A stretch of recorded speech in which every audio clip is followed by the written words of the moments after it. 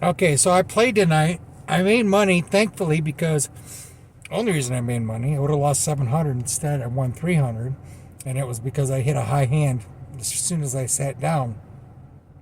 I was grinding, really working hard to just break even. It just seemed like I had a lot of hands that I don't know, raised pre-flop, I three bet pre-flop, and multiple callers. And when you got multiple callers, it's kind of hard to bet or bluff.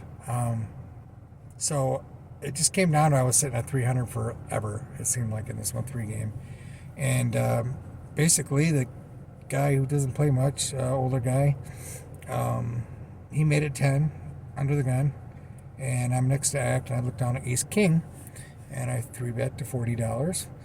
And players are so bad at this level, and then they pitch and wind, and it's such 2-year-olds. It's hard playing these 1-3 games because you know everyone's really bad, and then they just want to get in arguments and a bunch of 2-year-olds, So, um, but I raised to 40, three bet, call, and then it gets back around to him, and he shoves all in for about 160, $180, just under 200. The guy who made it 10 ended up coming back over the top and shoving. And I thought about it a second, and I just was like, the main thing is I might have folded with my ace king actually against this guy who doesn't play much because his range is pretty tight. But because we had all the donkeys calling in the middle, it ended up that the pot was actually $320, 160 to call. And I started with that's what he had. I basically I was getting 2-1 basically, and I turned around and I put it in because honestly, I'm getting the right price. I could have thought about folding, but if his range is aces, kings, queens, ace king, I am exactly a 2-1 underdog against that tight range, and that's what his range is basically. So, he's doing that with ace king, I believe. He's doing that with queens. He ended up having kings, and the one guy folded, and the other guy thought about it, and he called, put all his money in with ace 10 offsuit, which is horrible. I don't know what the fuck he's thinking. Of course, you're dominated by a better ace, most likely, and you're looking at probably queens or something. Someone's got kings or queens. Ace 10 off is just an insta fold, but he ended up calling, and of course, it comes ace 10, and then it ran out of four flush for the guy's kings with clubs, so I ended up getting stacked there to the kings, and then I ended up losing the side pot too. There was like a $100 or $80 side pot with the other guy with ace 10, and then so he scooped the rest of it. So I played all that time grinding, and just to lose in that particular hand. It was interesting because I had a number of hands where I read somebody this week, and I triple barreled the guy off of a hand where it was like king 7-6, something like that, and but he bet really small on the flop when he raised, and I called, and all I had was queen jack, and I called, just floating him because he seemed like he was really weak, and then the turn too, he bet only like 40 into a $100 pot, right? And I was just like, boy, he just seems really weak here. The turn was like brought in a 6. It was like 4, 5, 6, looked like a possible straight out there. But again, he bet not very strong. I didn't even think he had a king. I didn't think he had something. If he had a king, it was like a weak kicker. So I ended up raising him pretty good on the turn, and he called. The river was a blank. He checked, and I shoved all in for another $200 some with nothing but queen high. And he thought, and he folded. And so I made a number of good plays that I was pretty happy with. And it was just strictly a read-based thing where I could just tell the guy didn't look like he was very strong. He didn't love the board, the straight on it. And I actually got him to fold. I had another guy, Buck, I wish I played with before. He plays a lot of tournaments. And he was there. He was on the button. And I had ace 10, I think it was, with the ace of hearts. And the flop came like king 7 deuce something with 2 hearts. And he bet, I called, which is ace high. Just because he bet small again. When people bet small, they look weak. I could have raised the flop, but I called. The turn came the heart. I checked, and he bet small again. You could tell he didn't like that heart. So I ended up check jamming. He bet like 30, and I made it like 150 for the rest of my chips. And he thought forever and all I had was ace of hearts blocker. I didn't have a flush, but I know he didn't have a flush, so I thought I could get him off it.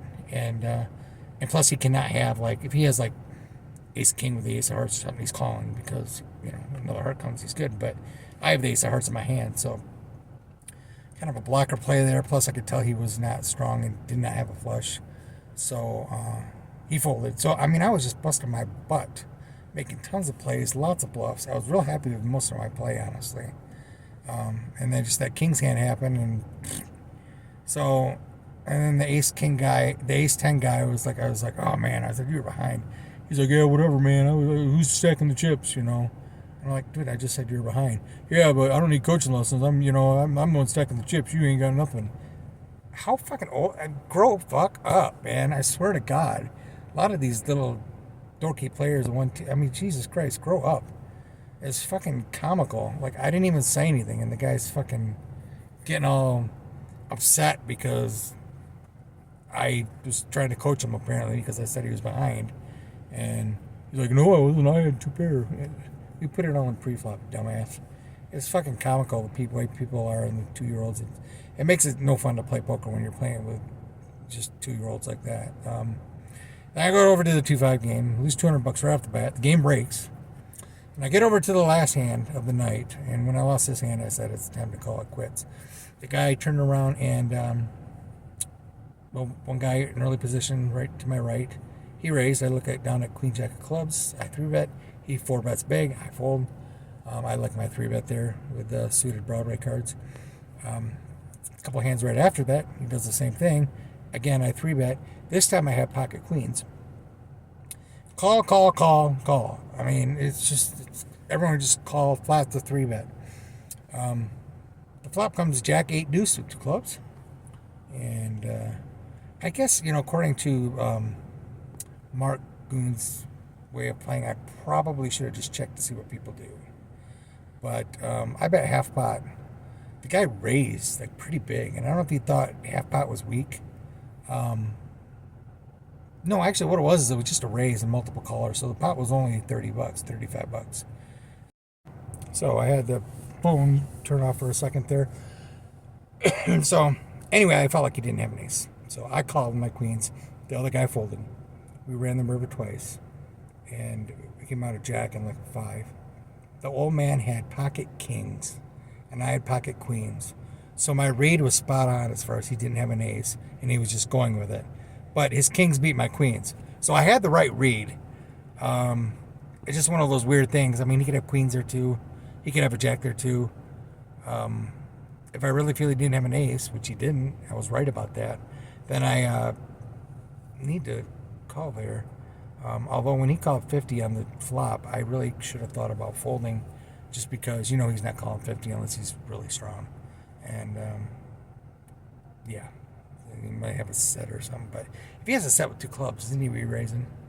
It just felt like I don't really.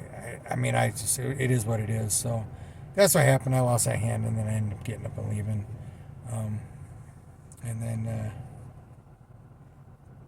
God, this guy Barry, I tell you what, man, we're friends and stuff. I thought we were friends, but apparently one of the dealers complained that they didn't get paid a tip when I received the $1,000 high hand bonus.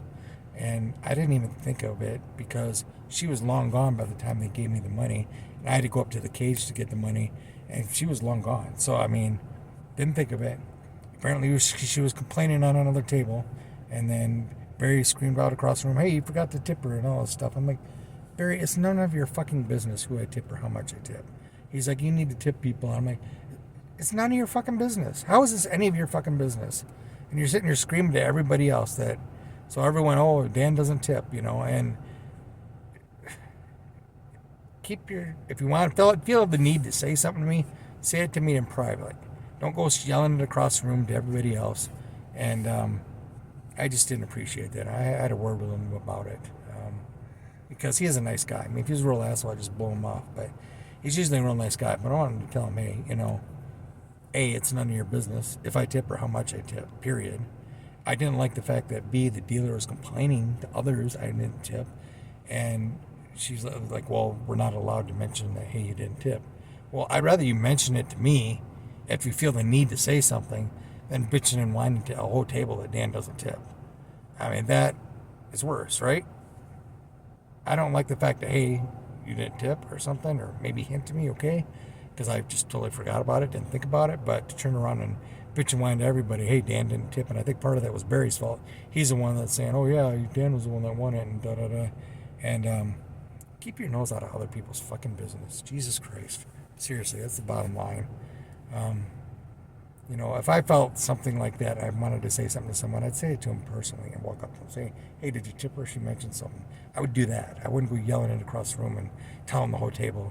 That was just very immature. So, I don't know, that's how I felt about that. Because Indiana and Indianapolis in particular, too, is a bunch of 2-year-olds that fucking gossip and talk about everyone behind each other's back. It's just, I'm not a fan of the city at all. A lot of 2-year-olds. But yeah, if you feel like you need to say something to someone, you're an adult, right? You don't go fucking gossiping through the world. You come up to that person. Pretty mind blowing. So, but anyway, the night did not go as I hoped. I was not really upset about how I played. I thought I played okay. I have to think about how I could have played differently. I think when the guy called the 50 on the flop, I mean, it was really weird he didn't 3-bet, right? If I raise and there's call, and you're on the button with kings, why would you not 3-bet? That's what I don't understand. So it's really hard to put him on kings there.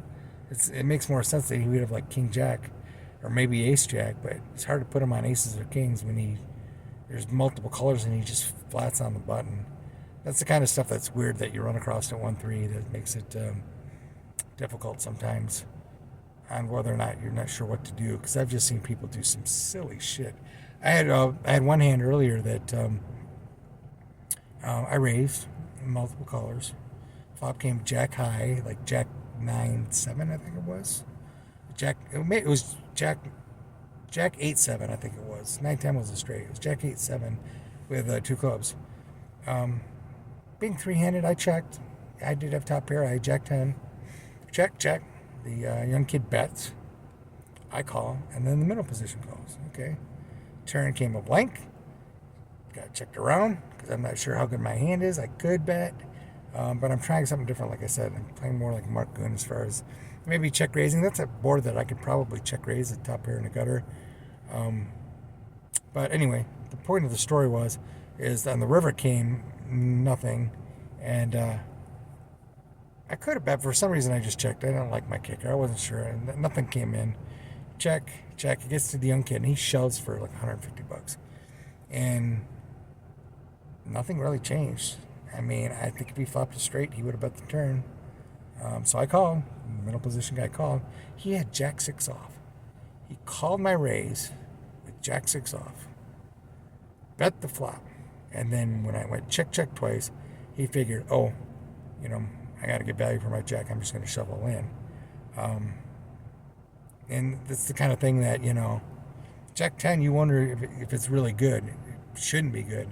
But the way people play, you have to call the top pair because people do silly shit like that. You're like, okay. It was just kind of a weird hand. Anyway, so that's it. Hopefully you guys picked up something on this little blabbing, talking about everything. I was pretty happy about my play. I did try to check out a position sometimes. I think I should have done a little more check raising. Had people play some hands really weird. Even at the 2-5 game, I had a guy who checked. He raised pre-flop in the cutoff. I called him the button with an ace. It's like ace 4 suited. Comes like queen 10 something, jack. Turn is a king, check. I thought I could stab at it. I bet. He calls. And then I forgot the river. I think he checked again. And I bet again, just trying to take it down because I didn't think he was very strong. And he snap called me with the king. He top eight, like king 9. So he was never folding. Didn't have a very good hand, but he was never folding top pair, of course, that he hit on the turn. But people just play weird, like slow playing. Just check calling all the way. So when people just check call the whole way, you got to kind of slow down on whether or not you want to bluff because that's how they play. They check call. and play very passive, but they don't fold. So you have to do some thinking. You have to do a little more thinking on how you play against passive players that don't bet for value, but they don't fold either. It was right after that. I think a guy had aces, and checked the whole way, and then the river like just checked all the way through, and then everyone checked. Nobody stabbed at the board. There's all kinds of things going on, and then it was like only like $30 in that because it was like raise call, and the guy flipped over aces and he was good, and I'm just thinking, well, yeah, that's a good way to get value, buddy. I mean, you won $30. I mean, there were so many draws and so many Broadway cards on that fucking board. He could have got so much more value, but people just play passive and check call, waiting for someone else to bluff. I don't recommend that style of playing, and you got to watch out for people that play like that. And you just got to hold back. Don't do any bluffing, and wait till you get something like two pair or straight, and they'll pay you off. So that's it, boys and girls. Talk to y'all later.